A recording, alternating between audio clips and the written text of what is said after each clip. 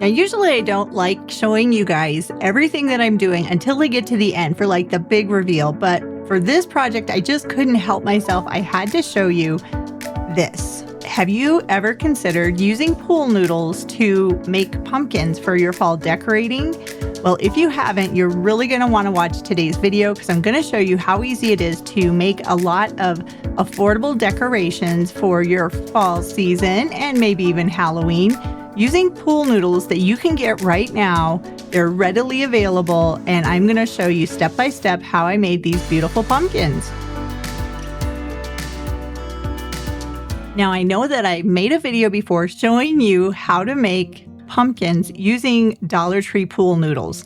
So the Dollar Tree pool noodles, they are $1.50 now. So they're going up a little bit in price, but then you can get these other size pool noodles as well. So I've got a medium-sized one. It says it's a super swim noodle. And then I have a mega swim noodle. So these were both from Walmart and they're really affordable. I think the blue one was $3 and the mega one was $5.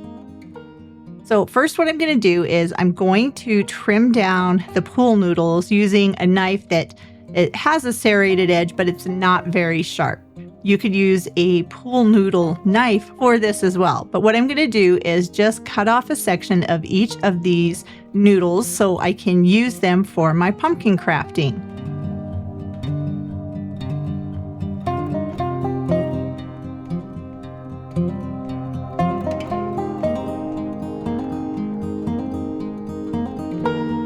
And now this way you can really see the difference in the size. We have small, medium, and large.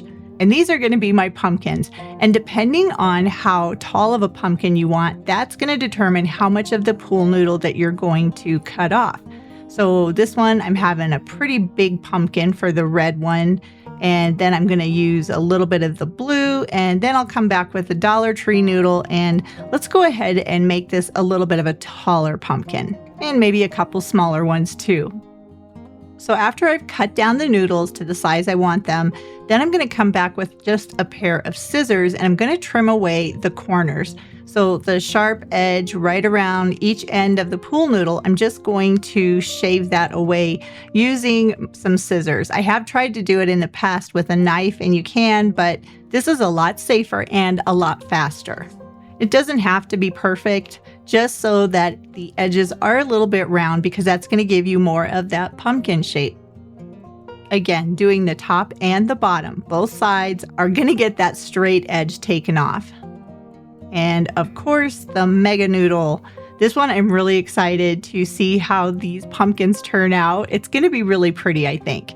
But again, doing the same thing, I'm just going to trim off some of that excess, that really sharp edge, all the way around both sides of the pool noodle. Now, I just wanted to show you, I thought I would try this out. I'm going to use my micro hand sander and see if I can sand away some of that pool noodle as well. It didn't really work the best, and it's not something you really need to do. Now, it's been my experience, the easiest way to make these pumpkins is to use a large needle like this one. So I'm just going to take some yarn and I'm going to thread that through the needle. And this is just a plastic needle. I believe I got it at Hobby Lobby. But if you can't get the yarn to go through, you can use a little bit of hot glue on the end of your yarn and then just smush it down. And once the glue has cooled down, then you can just use your scissors and trim away the excess glue. That makes it really easy to thread the needle with your yarn. So next, I'm just going to roll off a bunch of the yarn. This can be a little bit tedious because you have to go all the way through the pool noodle, but the end result is really worth it. Then once I have the yarn started on the pool noodle, I'm just going to tie it into a loose knot. That way I can pull the knot into the inside of the pool noodle. And then I'll just work my way all the way back around the pool noodle, pulling the yarn through and just wrapping it around. I'll continue to do this until the pool noodle is completely covered with the yarn. I do like to make sure that the yarn is pretty close to the other side. It makes it a little bit easier, but you don't necessarily have to do it that way. You can just willy-nilly pull the yarn through. It's not going to make that big of a difference.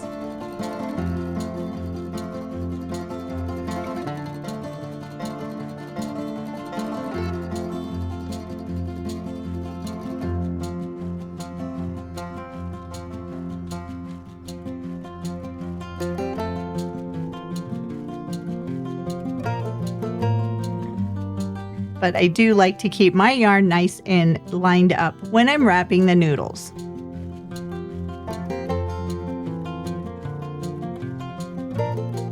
And it's really fun when you get about halfway done or a little bit over halfway done and you can really start to see the pumpkin taking shape because most of the pool noodle is now covered with the yarn. And another reason using a needle like this makes it easier is you can see the center of my pumpkin is getting pretty full with the yarn.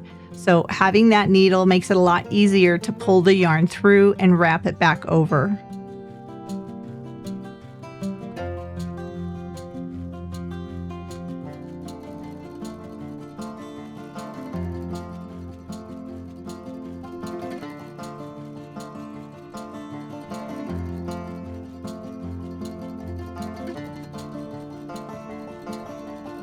Now, once I reach the end and I have the pool noodle completely covered with the yarn, then I'm going to wrap it around one more time to pull it through.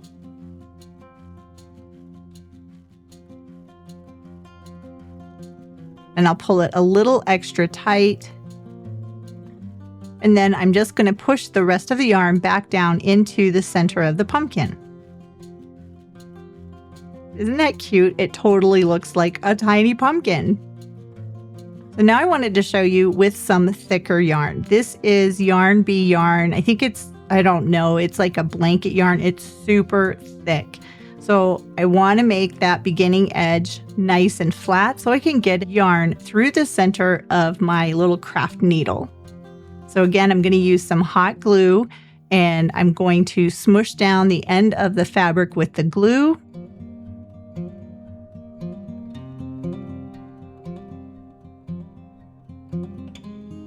And once it's had time to cool down, then I'm going to push that end of the yarn through the needle.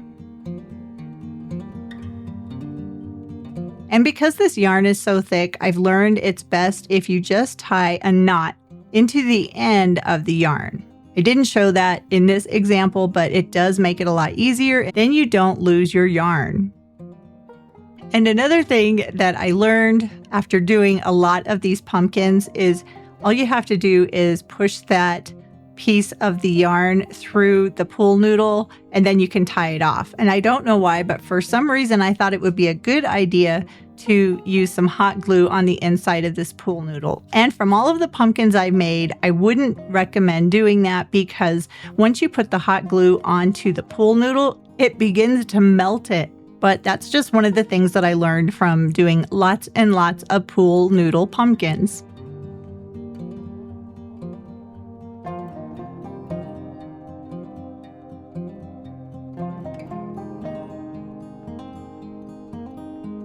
So now I'll do the same process that I did with that smaller pumpkin. I'm just going to wrap the yarn around the pool noodle and then pull the needle up through the center.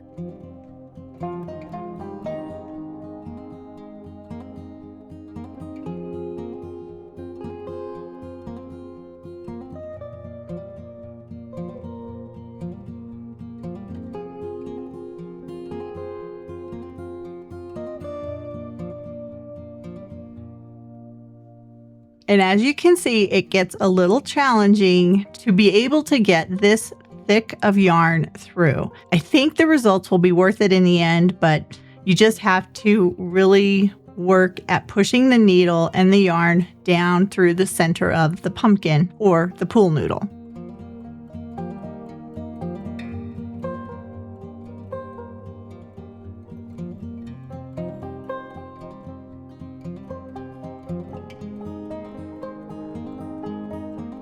And I did find that it worked a little bit easier if I used these pliers. It's a needle nose crafting pliers to pull the yarn through once it got so tight. I just had to get the end of the needle worked through the center, and then it was easy to pull it.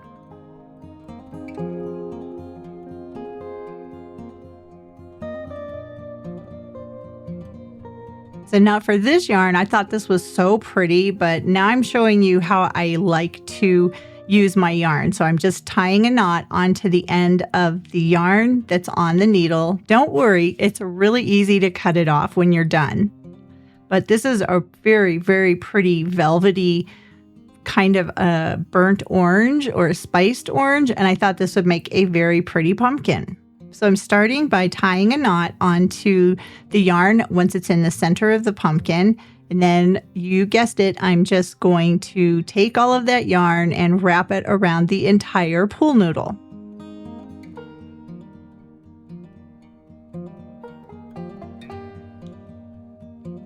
And another tip that I can offer is you don't have to have this long of a piece of yarn. When you get to the end of the yarn, and if you need more, all you have to do is take a new section of the yarn, tie it in a knot, and attach it to the remaining yarn that's already on your pumpkin.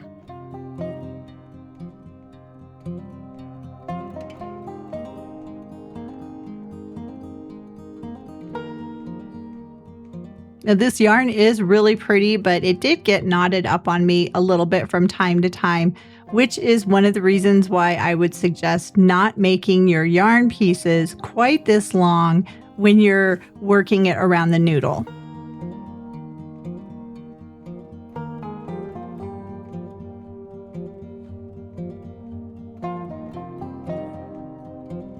And the thinner the yarn, the more yarn it's going to take to get it to cover up that inner lining of the pool noodle. But after a little bit of time, I've got this pretty much covered up. So I am going to use a little bit of hot glue because that center, it's not quite all the way sealed up. And the hot glue will help keep the yarn in place when I separate it.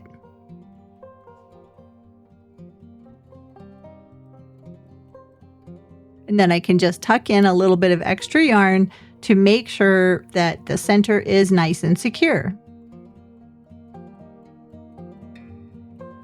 And I wanted to show you some variations of what you can do. So I had this smaller pool noodle pumpkin, and I wanted to see what it would look like by adding a different color yarn. So I have the one yarn that's already wrapped all the way around the noodle. So now I'm coming back with that velvet yarn because I thought that would look really pretty. And I'm just filling in the extra spaces with the velvet yarn.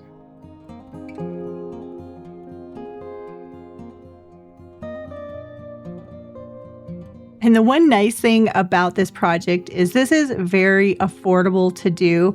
I would be willing to bet that you have yarn that's in your craft room or in your craft stash that you haven't used, but you had the intention of using.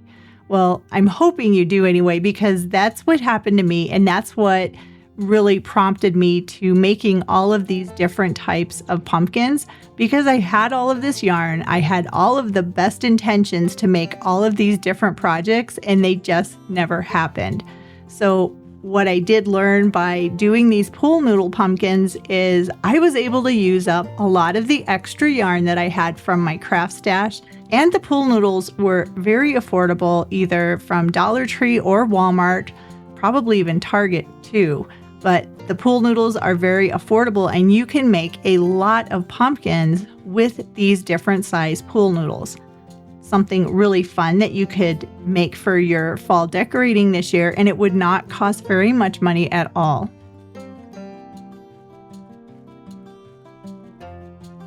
So here are all of the pumpkins that I've been working on. I really like these different two-tone colors. I think those are kind of fun. And then that was the first one I made.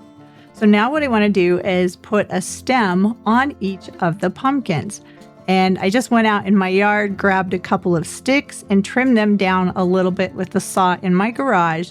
And now I'm just going to attach the stems to the center of each of my brand new pumpkins. You can use different kinds of sticks. You could even use cinnamon sticks if you didn't have any sticks out in your front yard. And just get creative. Use what you have. Try not to go out and spend any money, and just use things that are either provided by nature or you might have already in your kitchen.